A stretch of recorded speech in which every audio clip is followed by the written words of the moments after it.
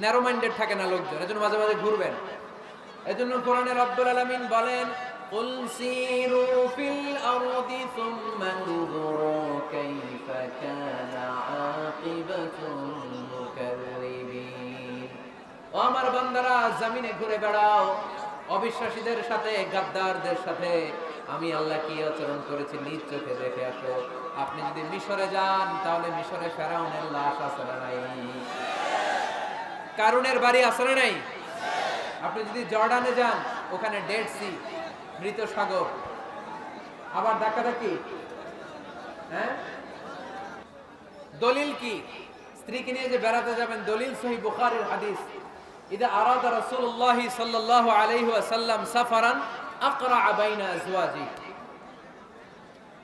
আকরা বাইনা আজওয়াজি ফাআইয়াতুহুন্না খারাজা ইসমুহা খারাজা বিহা।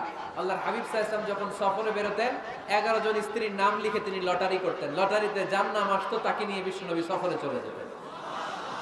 সুবহানাল্লাহ, এত আস্তে। আল্লাহর হাবিব সাল্লাল্লাহু আলাইহি ওয়াসাল্লামের 11 জন স্ত্রী ছিল, সবাইরে নিয়ে তো আর যাওয়া যাবে না। এই লটারিটা জায়েজ, এই লটারি জায়েজ। 11 জনের নাম লিখে, এটাকে আরবিতে বলে, বুখারীর ভাষায় কুরআ। আরবিতে কি বলে? কুরআ। ইদা আরাদা, আম্মা জান আয়েশার বর্ণনা, সহিহ বুখারীর হাদিস, ইদা আরাদা রাসূলুল্লাহ সাল্লাল্লাহু আলাইহি ওয়াসাল্লাম সাফারান আকরা বাইনা আজওয়াজিহি ফাআইয়াতুহুন্না খারাজা সাহমুহা খারাজা বিহা।